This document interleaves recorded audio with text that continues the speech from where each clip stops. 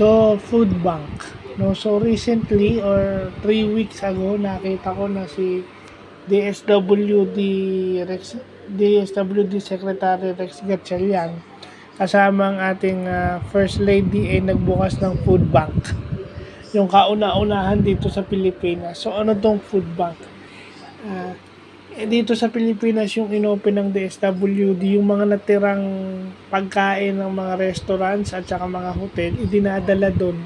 At yung pwede pang kainin at initin o lutuin, mga sobra yung pwede nang initin, pwedeng lutuin at pwede pang ipakain, ipakakain sa mga mahihirap na tao o mahihirap na Pilipino. So, magandang hadikain yun. Well, tinignan ko yung meaning ng food bank. No? Yung pagkain at iba, yung hindi, non-perishable items ngayon. So, ibig sabihin, yung mga pagkain hindi pa nabubulok.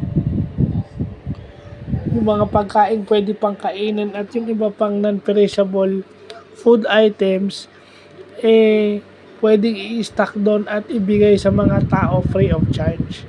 So, yun yung bago natututunan natin. Ano? Sana sa mga, kasi uso na yung feeding program, nagluluto, di ba? So, sana yung mga galing sa food bank, bumaba rito sa barangay level at bawat LGU dapat may food bank. Kaso, kailangan dyan may facility ka. No?